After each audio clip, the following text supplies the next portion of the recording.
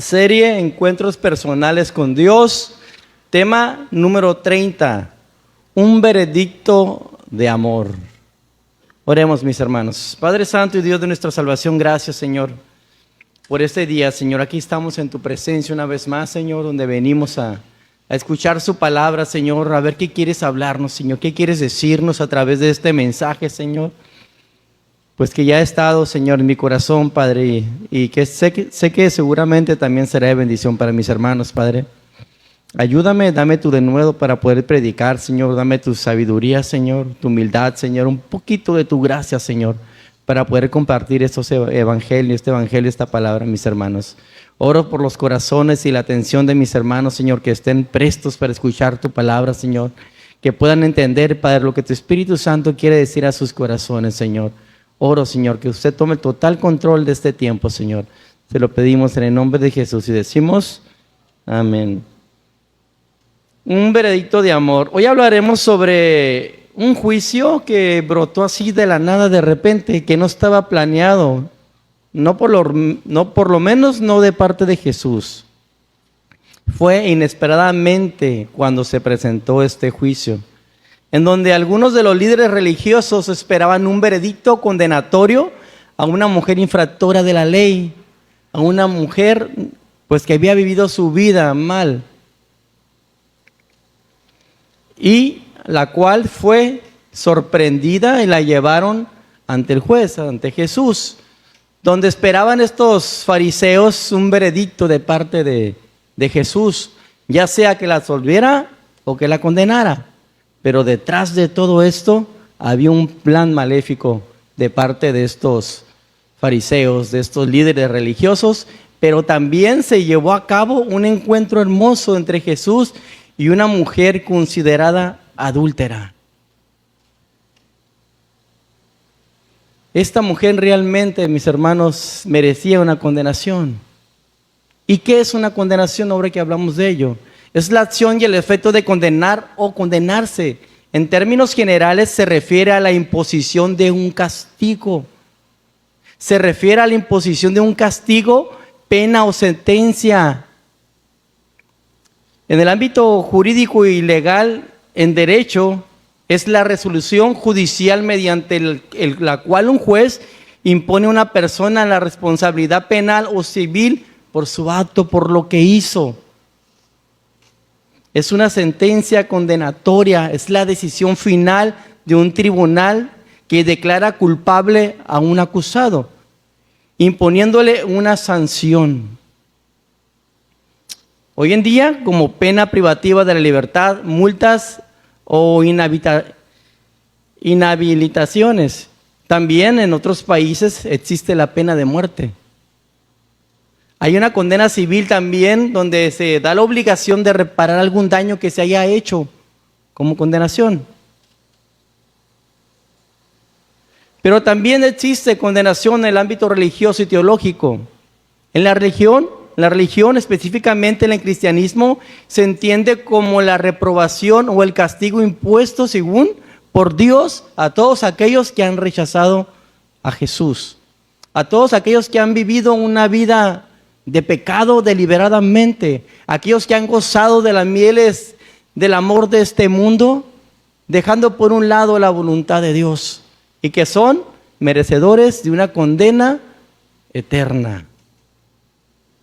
Y es así como el juez da un veredicto según sea el caso, según las pruebas se muestren y según la razón y la justicia le lleve al juez a dictar un veredicto.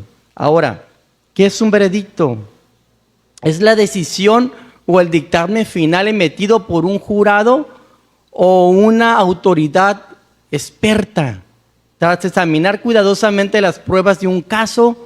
En el ámbito legal y penal determina si una persona acusada es culpable o no culpable, sirviendo de base para que el juez dicte la sentencia. Y hoy veremos un caso similar. Un caso similar que también generó un encuentro entre una persona culpable, pecadora como nosotros, y con Jesús. Vayamos a la palabra de Dios, al capítulo de Juan, 7 en el verso 53, porque de ahí inicia, mis hermanos. En cuando se termina este verso, inicia lo que vamos a leer después a continuación en el 8. Después de este último verso, nos vamos a brincar al 8:1 en adelante. Amén. Juan 7:53. Cada uno se fue a su casa y Jesús se fue al monte de los olivos. Y por la mañana volvió al templo y todo el pueblo vino a él y sentado él les enseñaba. Entonces los escribas y los fariseos le trajeron a una mujer sorprendida en adulterio y poniéndola en medio le dijeron: Maestro, esta mujer ha sido sorprendida en el acto mismo de adulterio. Y en la ley nos mandó Moisés a apedrear a tales mujeres.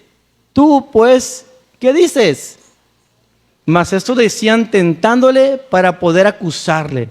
Pero Jesús, inclinado hacia el suelo, escribía en la tierra con el dedo.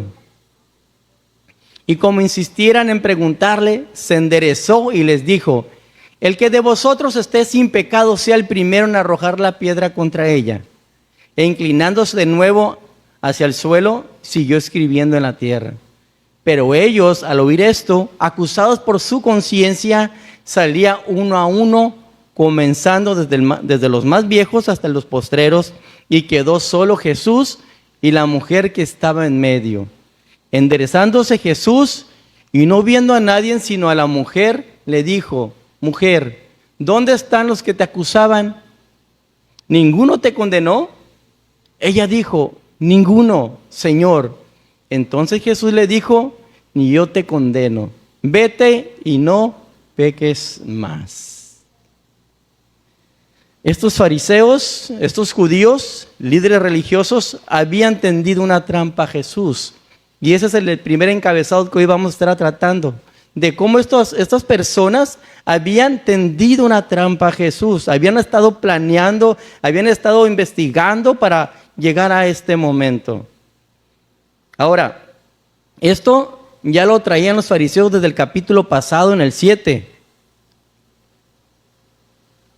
Iniciaba la fiesta de los tabernáculos y los hermanos de Jesús le decían al Señor que fuera y se mostrara a los judíos a hacer milagros, a predicar para que fuera famoso. Mas sin embargo Jesús decía que él no podía ir todavía a ese lugar porque no era su tiempo. Porque a él lo aborrecían. ¿Por qué? Porque él les predicaba la verdad. Él les predicaba que las acciones que ellos hacían eran malas, eran perversos, demostraba sus pecados, ya que Jesús era la luz del mundo y cuando él estaba entre ellos exponía sus pecados, y es lo que no les gustaba. Pero les aconseja a sus hermanos: ustedes sí vayan, a ustedes no los aborrecen.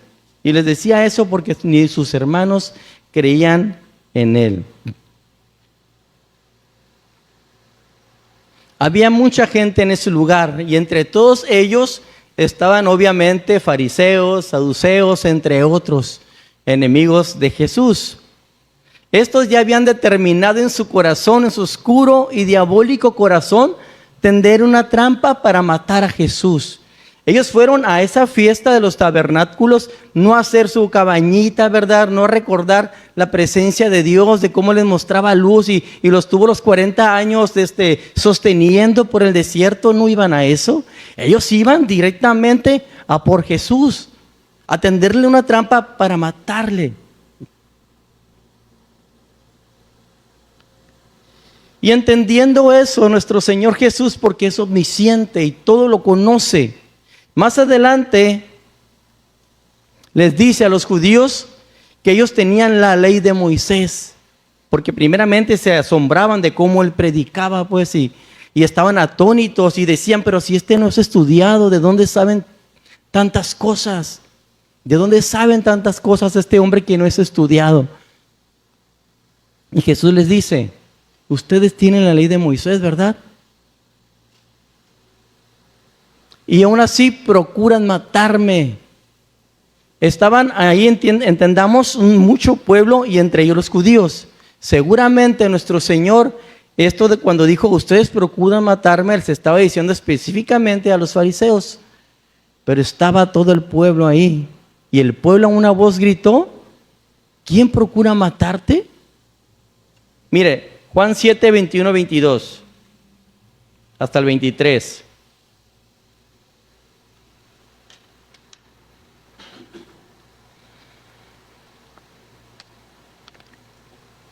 Jesús respondió y les dijo: una obra hice y todos os maravilláis.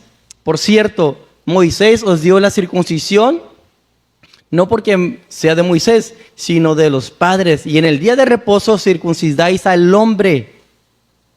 Si recibe el hombre la circuncisión en el día de reposo, para que la ley de Moisés no sea quebrantada, os enojáis conmigo, porque en el día de reposo sané completamente a un hombre. Desde ahí, desde el momento que pasó eso, los judíos se enojaron con Jesús. Y no solamente buscaban prenderle porque hizo eso, sino porque no podían hacer nada en su contra, sino porque se estaba haciendo más popular, estaba jalando a mucha gente. Y ellos estaban siendo desacreditados. Y ellos tenían celos. Y agarraban cualquier pretexto para poderle, ahora sí que, matar, ¿verdad? Los fariseos querían matar a Jesús porque lo desafiaba y exhibía su pecado de orgullo, su pecado de asesinatos. Porque la ley de Moisés, no matarás. Y ellos querían que matar a Jesús.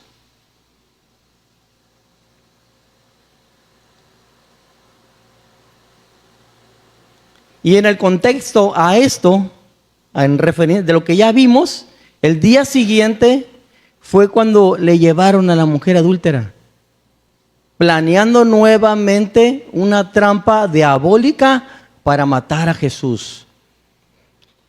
Volvamos a leer Juan 7:53 y Juan 8 del 1 al 6, otra vez para que, si no leímos la palabra, ¿verdad?, seamos alimentados ahorita. Ok, dice: cada uno se fue a su casa y Jesús se fue al monte de los olivos. Y por la mañana volvió al templo y todo el pueblo vino a él. Y sentado él les enseñaba. Entonces los escribas y los fariseos le trajeron a una mujer sorprendida en adulterio y poniéndola en medio le dijeron: maestro, esta mujer ha sido sorprendida en el acto mismo de adulterio. Y en la ley nos mandó Moisés apedrear a tales mujeres. Tú pues, ¿qué dices? Mas estos decían tentándole para poder acusarle. Los fariseos, cuando estaban en la fiesta de los tabernáculos, derrotados, se fueron a su casa. Pero Jesús se había ido al monte de los olivos. Dicen que fue a descansar, pero seguramente fue a orar, fue a prepararse para el día siguiente ir y enseñar. Porque decía que él sentado enseñaba en el templo y había cantidades de gente. No crea que está viendo la gente que estamos aquí, ¿verdad? Todos de una colonia. Eran bastante muchos, ahora así como decía mi abuelita, ¿verdad? Eran demasiados. Ya había pasado la fiesta de los tabernáculos y nuestro Señor decidió quedarse unos días más con un propósito: enseñar y enseñar. Y todo lo que a continuación iba a pasar, toda esa historia que vamos a aprender hoy. El Señor ahí se había quedado.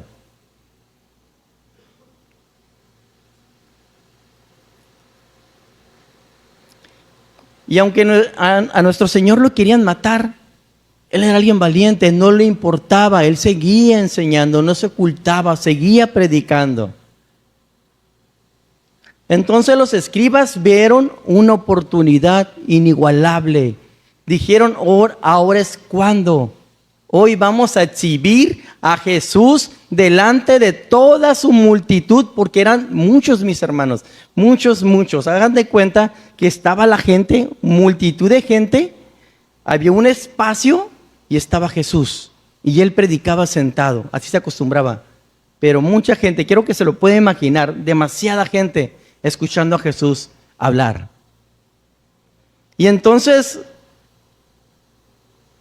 de la nada, o sea, Jesús hablando, Jesús predicando, alguien abrió la puerta y entró. En el 8:3 dice, Juan 8:3, entonces los escribas y los fariseos le trajeron a una mujer sorprendida en adulterio y poniéndola en medio. O sea, Jesús predicando, y estos fuera de contexto llegaron y ¡paz! Mira, esta adúltera. Así de repente pasó. La gente se quedó sorprendida, no sabía qué estaba pasando, porque estaban atentos a las palabras del Maestro, de Jesús. Estos demonios trajeron a una mujer acusada por ellos de adúltera. Miren lo que hicieron con ella. La exhibieron, la señalaron, la condenaron. Y dice la palabra que la pusieron en medio. Es algo así como si yo veo a mi hermano Andrés que se está masticando un chicle por allá, ¿verdad? Le digo, Andrés, ven. Y lo pongo aquí enfrente. Y lo exhibo. ¿Qué sentiría él? Pena, vergüenza, ¿no es cierto, mi hermano? ¿Verdad? Algo así. A usted, o que le hablo aquí y deje el teléfono, ¿verdad? Así estaba esta mujer, toda asustada. Ella sabía que tenía que morir. Haber sido agarrada por la policía, ahora sí que espiritual, ¿verdad? Los líderes religiosos la habían agarrado. Y en ese espacio estaba esa mujer. Estos fariseos, saduceos, herodianos habían inventado tantas cosas para hacer caer a Jesús. Muchas cosas, muchas trampas. Los evangelios registran múltiples ocasiones en las que los fariseos, a menudo acompañados por los saduceos, herodianos o escribas, dieron trampas estratégicas para hacer caer a Cristo, para prenderle, para matarle, para desacreditarle. Mire, aunque no hay un número total definitivo, los relatos bíblicos detallan 6 intentos principales diseñados para desacreditarlo o hacerle que dijera algo ilegal. Y esas trampas más destacadas incluyen el pago del impuesto, ¿recuerda? Cuando, Señor, mira, es lícito que le paguemos a Roma. A ver, dame la moneda, ¿verdad? Ahí usted sabe la historia, ¿verdad? Ese fue un plan para hacer caer a Jesús, pero salió bien librado. También, cuando le demandan una señal del cielo para que hiciera un milagro espectacular para demostrar su autoridad, lo hacían para ponerla a prueba en medio de toda la multitud. Y sabiendo él, se negaba a dar espectáculos teatrales al público. Decía que no. El divorcio, cuando le preguntaron si era lícito divorciarse, carta de repudio, todas esas cosas. Sabiamente siempre nuestro Señor salía bien librado de todo. ¿Verdad?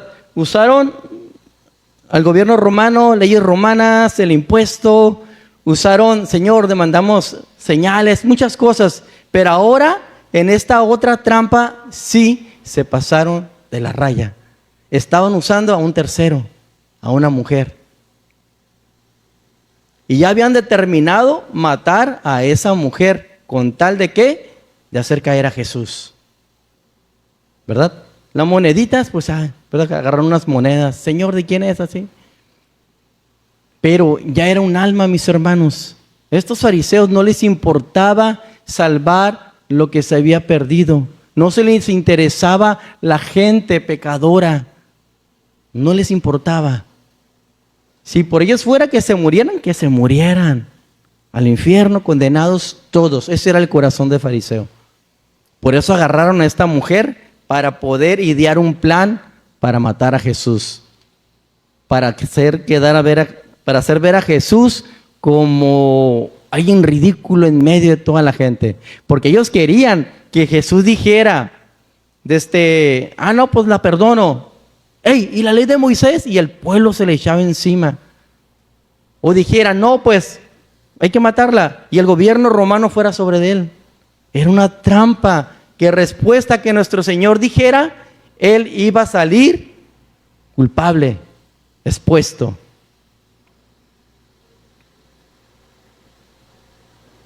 Cuando trajeron a esta mujer, el argumento de estos hombres es que fue sorprendida en el acto mismo de adulterio.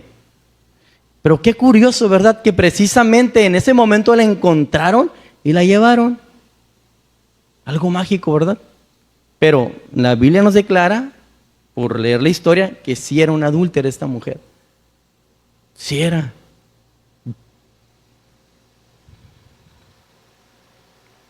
Pero curiosamente les faltó algo, ¿no? Como que no cuadra algo. Para ser un adúltero se necesitan dos personas. ¿Y el hombre? ¿Y el varón? ¿Dónde estaba? Quizás era alguien conocido. ¿Podría ser? Tal vez tenían algo en contra de esta mujer porque les sabía algo. ¿Quién sabe? Pero nada más se la llevaron a ella. Alguien dice que todo parece indicar que los acusadores tenían alguna venganza especial en contra de esa mujer adúltera. Esto también se muestra en el hecho de que llevaron a la mujer para mostrarla públicamente. Querían desprestigiarla. Y no había necesidad de eso. Bien pudieron ellos, si eran sinceros de corazón y tanto les preocupaba llevar a cabo la ley, que cuando Jesús estuviera solo, la llevaran. Y ahí Jesús emitiera un juicio, un veredicto, ¿verdad? Pero no. Quisieron exponer tanto a Jesús como a la mujer. Por eso era una trampa diabólica, porque querían matar tanto a Jesús como a la mujer. Ese era el corazón de un fariseo. Ese era el corazón de un líder religioso de aquellos tiempos. El verbo sorprendida está en el tiempo perfecto. El perfecto indica un significado como tomada con su vergüenza sobre ella. Señala su continuo carácter como adúltera. Es decir, que fue encontrada y que siempre ella estuvo en adulterio. Era reconocida por eso, que era una adúltera. Todo el tiempo estuvo haciendo eso. Esta mujer ha sido sorprendida adulterando.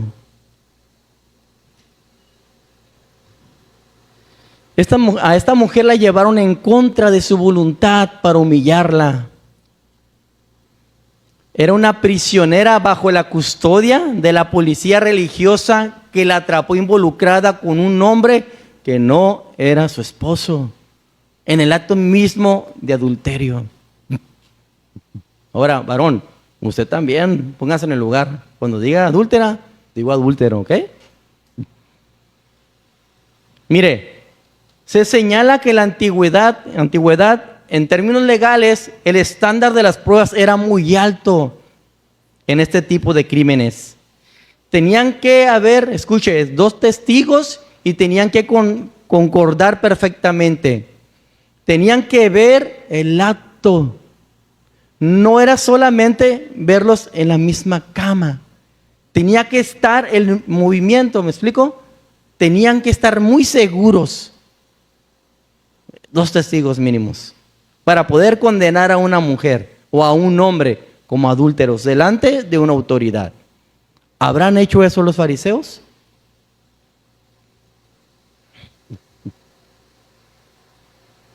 Estas condiciones eran tan estrictas que solo podrían ser cumplidas en raras ocasiones.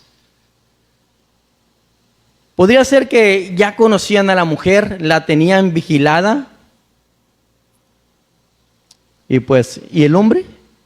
¿Dónde quedó el adúltero?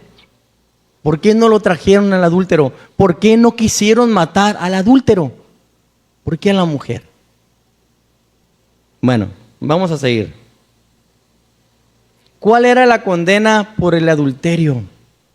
Estos diabólicos, claro que sabían cuál era la sentencia o la condena, pero querían hacer caer a nuestro Señor. Prácticamente ellos armaron un juzgado en un instante, donde había un jurado, donde había un juez, ellos como fiscales, y el abogado no existía. Tenía toda la de perder esta mujer. Un fiscal es aquel que es el encargado de encontrar pruebas para que la persona que cometió una infracción cumpla una condena. Ese era un fiscal, esos eran los fariseos. La estaban señalando, la estaban condenando. Y el jurado era el pueblo. Pero quien iba a tomar la decisión era nuestro amado Maestro Jesús. Y la sentencia era, según la ley, Juan 8:5 dice, Evangelio según Juan 8:5, en la ley nos mandó Moisés a apedrear a tales mujeres. Tú pues, ¿qué dices? En aquellos tiempos, hoy también, pero el adulterio era considerado algo pésimo, de lo más feo. En Levítico 20:10 dice, si un hombre cometiere adulterio con la mujer de su prójimo, el adúltero y la adúltera indefectiblemente serán muertos los dos. Y una vez más, ¿y el hombre? En Deuteronomio capítulo 22, lo busquen en su casa, ahí dice la manera. Los testigos tenían que agarrar las piedras y empezar a tirarlas. Hasta que el hombre pecador, la mujer pecadora, los adúlteros, pues fueran muertos, lapidados, a pedradas. Definitivamente esta mujer sí o sí tenía que morir. Era culpable. Su sentencia ya estaba firmada, escrita. Como lo hicieran los medios, como lo hicieron, la situación que se presentó, fue algo externo, fue algo pues que se vio, pero su condena era la muerte, definitivamente. Esta mujer sabía lo que hacía. Cuando se metían con este hombre, ella sabía lo que merecía, ella sabía y conocía la ley, sabía que tenía que morir, si la encontraban. ¿Qué la llevó a esta mujer a cometer adulterio? ¿Un deseo sexual? ¿En su engañoso corazón de pensar que está enamorado de alguien? ¿Qué sería lo que la llevó a esta mujer a cometerse adulterio? No lo sé, pero ella sabía que era merecedora de un castigo. Ella sabía que hacía mal. Aunque amara a esa persona con todo su corazón, tenía que morir. Aunque fuera la persona más buena del mundo, tenía que morir. Ese era el pago de su pecado, la muerte. La sentencia era total, muerte, a pedradas. Los fariseos desgraciadamente tenían razón, era una mujer pecadora. Pero la manera en que estos fariseos condenaban a esa mujer no los hacía mejor que ella. También eran los pecadores, eran los miserables. Querían matar a Jesús. Eran peor que ella. ¿Y sabe qué pasa hoy en día? Esto se sigue dando, mis hermanos, en la iglesia del Señor. Se hace a un lado el amor y la tolerancia para condenar a los hermanos, a las personas, agarrando de argumentos, textos bíblicos, para decir que son condenados, que estaban con nosotros pero no eran de nosotros, que la paga de pecado es muerte, debes de morir, no tienes salvación. La iglesia se divide por ser como estos fariseos, que lejos de mostrar misericordia, muestran la ley de una manera, como dice alguien por ahí, sin verbo, sin Jesús, a su razonamiento solamente, letra, en la cabeza, pero no en el corazón. Habían determinado que había que morir. Y así somos nosotros muchas veces, mis hermanos, con aquel que nos has fallado, aquel que hemos visto en pecado, en idolatría, y rápidamente juzgamos y condenamos.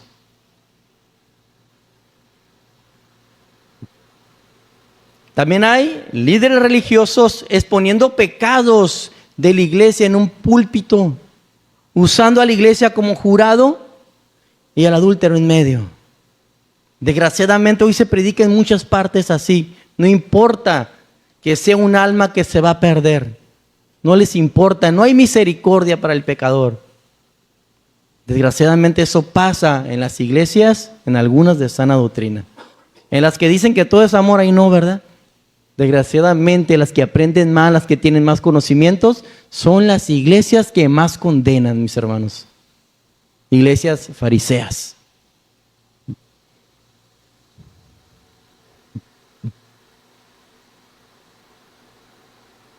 Mire, hace unas semanas, unos días, estábamos trabajando, ¿no?, poniendo unas puertas en una frutería, de esa que son, no voy a decir nombre, pero le voy a decir las niñas, ¿entienden cómo se llaman las fruterías? Ya estábamos poniendo unas puertas, y yo tengo un amigo que es hermano en Cristo, y él es ingeniero, y él trabajaba ahí, y yo llegué, y desde que llegué, yo miré su cara, y el Señor me dijo, pregúntale cómo está su vida espiritual. Ya me quedé, ay. Seguía trabajando, era tanto el trabajo que él estaba muy afanado por todas partes, porque tenía que guiar a las personas y era mucho porque tenían un tiempo y estaban sobre tiempo, tenían que terminar todo. Y yo estaba ahí poniendo las puertas también, entrechocando con con aquel, en que acá trabajando y pasaron 2, 3 días y no pasaba nada. Y yo, Señor, si realmente es tú, que se dé el tiempo. Ya un día antes de que ya no lo iba a ver, que iba a ir de ahí, le encuentro, estuvimos hablando y acá. Oye, ¿y cómo está tu vida espiritual? Bien, me dice. Ah, bien, yo, sí, bien. Acá, ¿estás sirviendo al Señor? Sí, estoy sirviendo al Señor. Ok. Y ya el Señor me dijo que fuera directo. Y le dije, ¿te congregas?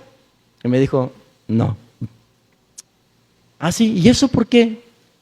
Y luego me decía, es que fíjate, ahí donde estaba el pastor, empezaba a predicar sobre los hermanos directamente. Y empezaba a exponer el pecado de la persona directamente con nombre y todo.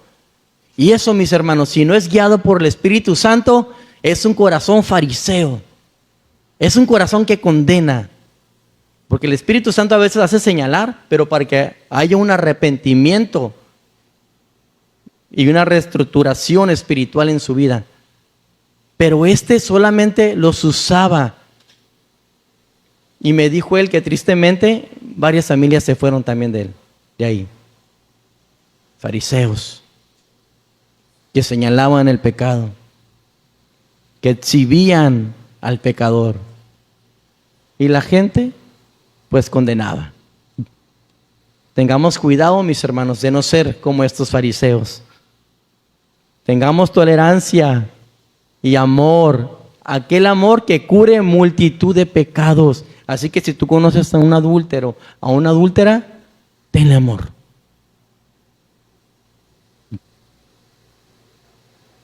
Así están las cosas en el pueblo de Dios hoy en día, mis hermanos.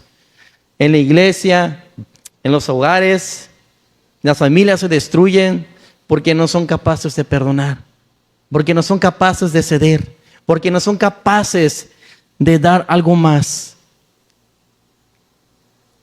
sino solo señalar, condenar y enjuiciar, exponer.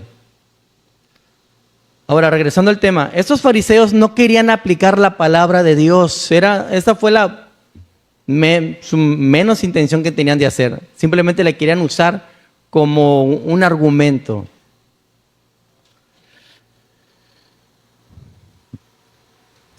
Vámonos a nuestro segundo encabezado. Y miren cómo se llama. Los fariseos cayeron en su trampa, en su propia trampa que estaban tendiendo a Jesús. Leamos el verso 6, Juan 8:6.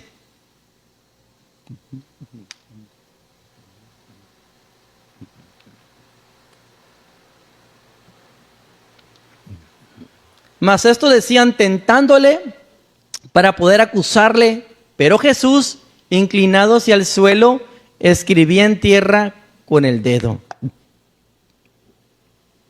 Su propio plan diabólico estaba a punto de condenarles a ellos.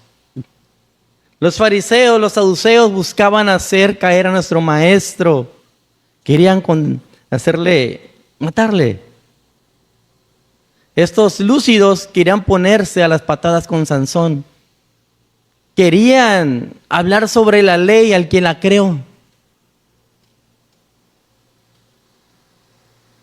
Habían planeado el cómo encontrar a la mujer en adulterio para traérsela a Jesús.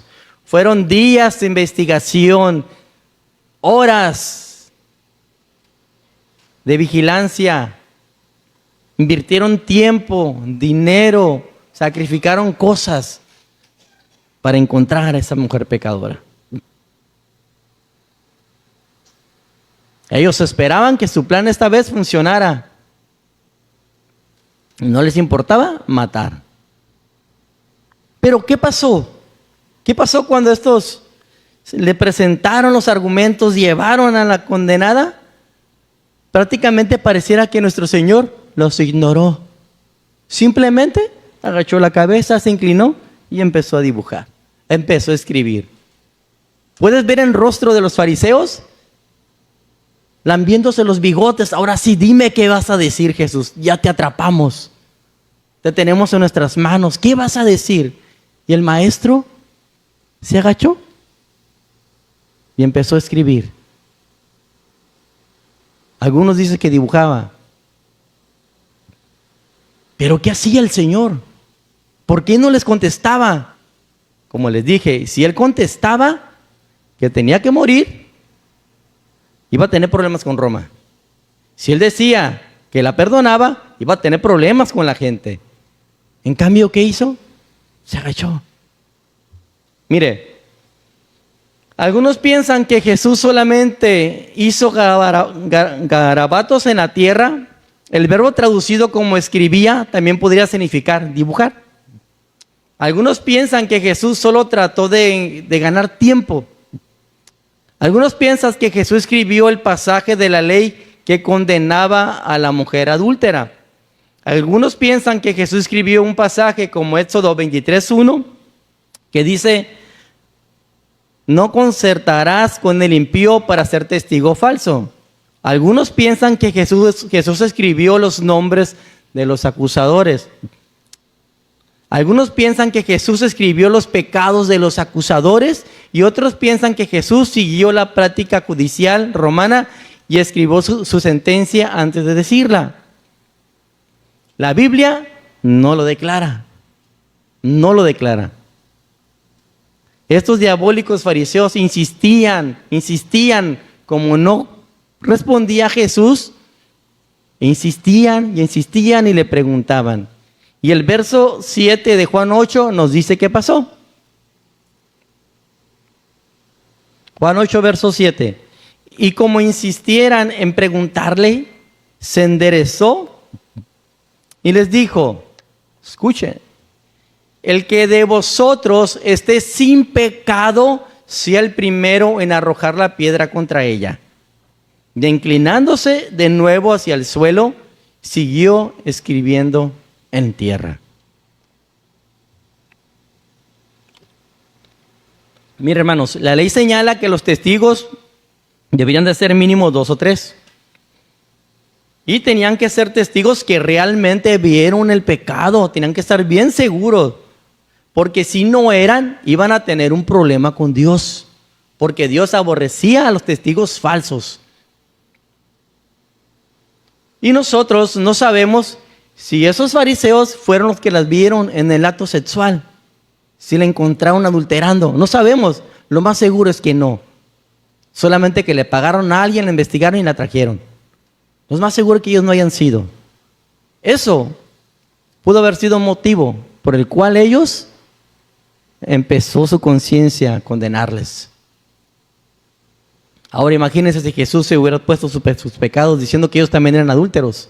Ahora, Jesús pudo haberle revelado la intención del corazón de ellos que habían resuelto matarle, que querían matarle. La mujer era infractora de la ley porque fue adúltera, pero ellos querían matar. Y la palabra, ellos dicen: no matarás. También eran infractores, también merecían morir.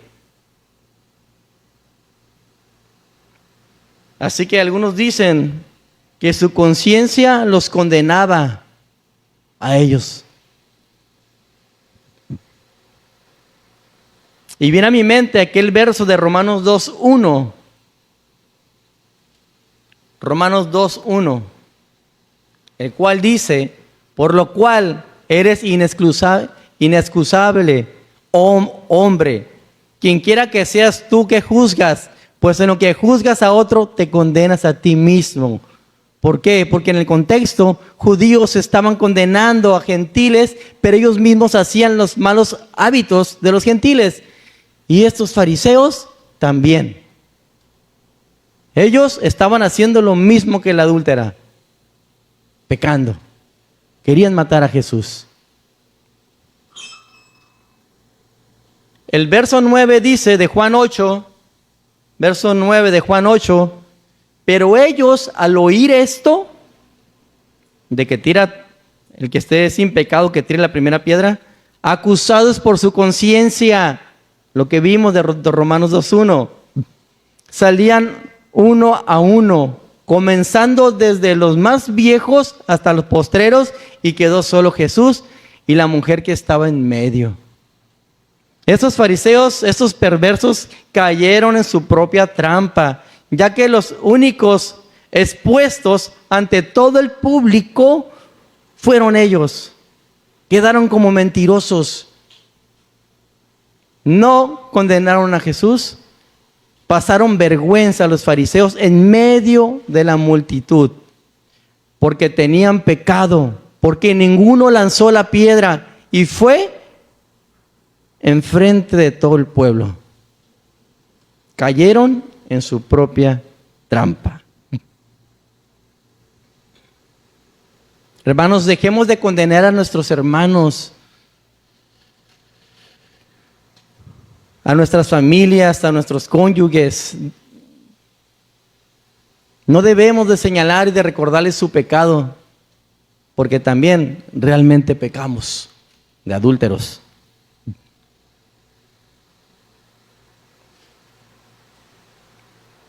Y con esto llegamos al donde yo quería llegar, al encuentro personal de esta mujer con Jesús. Entienda esto. Esta mujer iba a ser lapidada, apedrada. A eso iba.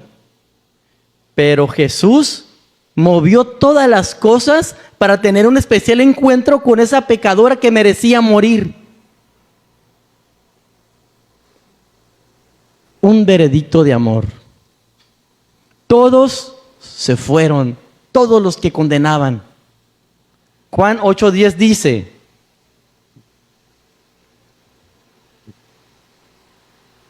enderezándose Jesús y no viendo a nadie sino a la mujer, le dijo: mujer, ¿dónde están los que te acusaban? ¿Ninguno te condenó? Ciertamente esta mujer era inmunda, era pecadora, era merecedora del infierno como tal vez nosotros. Debería de morir apedreada. Era mala porque en realidad pecaba sabiendo la ley, prevaricaba, sabía que no debía de adulterar. Pero ¿sabe una cosa? Todos somos como esa mujer adúltera. No merecemos sino solo condenación por nuestra infidelidad a Dios, por nuestros pecados. Sí, esta mujer tuvo un pecado físico, adulterio físico, pero nosotros, hoy la iglesia, sufre de adulterio espiritual. De adulterio espiritual. El adulterio espiritual es aquel llamado idolatría. Hermano, yo no tengo ningún santo. No, ¿y tu teléfono qué hay?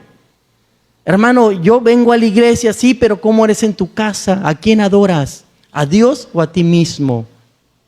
Eso será adulterio, mis hermanos, como Israel, que se iban en pos de otros dioses, teniendo a Dios de dioses ahí. Así somos nosotros como iglesia. Somos unos adúlteros, hermano, que no merecemos la misericordia de Dios. Porque sí, venimos a la iglesia a escuchar la palabra de Dios, pero salimos e ignoramos a Dios allá y seguimos haciendo lo que nos da nuestra gana, mis hermanos. Eso es idolatría. Eso era el problema de Israel, una y otra vez de caer. Y ese es el problema de nosotros, que no salimos del mismo pecado y del mismo problema y de la misma situación en que vivimos, por idólatras, por hacer lo que queremos, por no escuchar la palabra de Dios, por no atesorarla, mis hermanos. Por eso fallamos. Somos igual o peor que esa mujer. Esta mujer ya goza de la presencia de Dios. No me quiero adelantar, pero ya lo hizo, ¿eh? Pero nosotros aquí estamos todavía, siéndole fiel o infiel a Dios. ¿Cuál es tu caso, mi hermano? ¿Te sometes a Dios? ¿O eres tan fácil como para cambiar a Dios por un televisor? Tan sencillo. Tenemos miles de idolatría en nuestra casa, mis hermanos.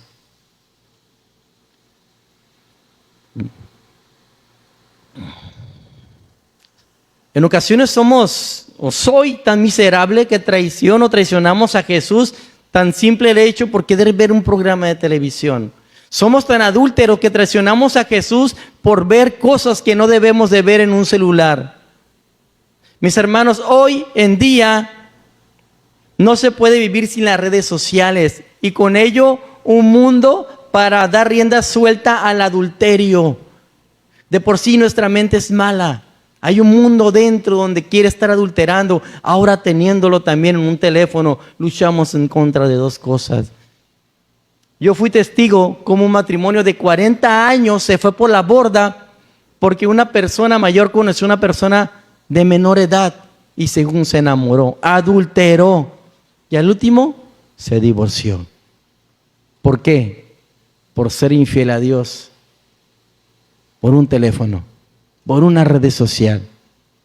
Mis hermanos, cuidado, puede ser un trabajo, puede ser la amistad con alguien, qué sé yo, que el Espíritu Santo nos dé más, mis hermanos.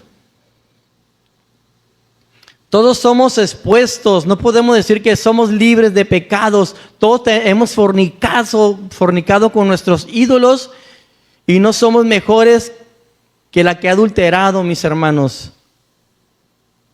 También merecemos la muerte. Romanos 3:23 dice que la paga del pecado es la muerte. ¿Quién de aquí ha pecado? No hay persona que respire y camine y que no peque, perdón. Por consecuencia, adúltero.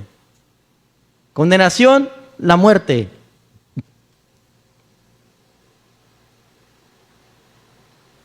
Algunos son adúlteros con tan solo ver. Varones, ¿cuántas veces adulteras en el día? ¿Cuántas veces mereces ser apedreado? Damas, ¿cuánto anhelas que tu esposo sea como el hermano?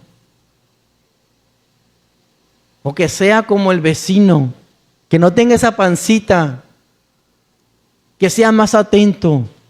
Adulterio, hermana. Nosotros decidimos con quién casarnos. Sé fiel y no adulteres. Tenemos que aceptar. Ahora, si se ponen de acuerdo, mijo, pues vete a correr, ¿verdad? Pues se pueden hacer cosas. Miren, regresando al tema, todos los enemigos de Jesús y de la mujer se habían ido. Pero ponte en este cuadro de la mujer. Se fueron los que la estaban acusando, pero se quedó quien podía condenarla. Ella seguía con el pensamiento de que merecía morir. Ella sabía que tenía que morir. Y seguramente tenía temor de lo que Jesús le dijera. Esta mujer sabía que había pecado, que había fornicado, que había adulterado y que era inherente una sentencia, una consecuencia de la cual era la muerte a pedradas. Pero ¿qué hizo Jesús? ¿Qué hizo el juez? Juan 8:11. Ella contestó cuando Jesús le preguntó ¿dónde están los que te condenaban? ¿Cuántos quedaron? Ella dijo, ninguno, Señor. Y lo que a continuación está a punto de suceder, en este encuentro que esta mujer tuvo con Jesús, fueron las palabras más dulces que esta mujer escuchó de un hombre. Jesús dijo, entonces Jesús le dijo, ni yo te condeno, vete y no peques más. Este es el veredicto de amor. Ni yo te condeno. Aunque hayas sido un adúltero, aunque hayas sido una adúltera, aunque me hayas fallado, aunque prefieras estar en otro lado que en este lugar, aunque te olvides de mí cuando estás en el trabajo, aunque hagas tu voluntad día a día, ni yo te condeno, dice el Señor. No te pago como mereces, yo te amo. El veredicto de amor es, ni yo te condeno, dice el Señor. Las palabras más dulces y llenas de amor que todos podemos escuchar hoy. Esta mujer fue perdonada. En esto consiste el veredicto de amor, de que Jesús sabía, o esta mujer fue declarada culpable porque sí lo era. Pero ella no pagó. Sino que al Jesús decir, tampoco te condeno, en ese momento a esta mujer se le quitó el pecado y fue puesto sobre los lomos de Jesús. El pecado de esa mujer había sido imputado en Cristo cuando Él dijo, ni yo te condeno. ¿Por qué? Porque en esa cruz Jesús lo iba a hacer pedazos. Y todos los adulterios que esa mujer había cometido, allí en la cruz habían quedado, se habían ido al fondo del mar y jamás tenía que acordarse de su pecado. Porque el juez dijo, ni yo te condeno.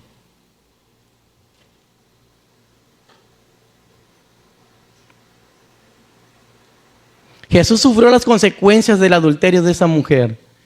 La misión de Jesús fue esta, Lucas 19:10.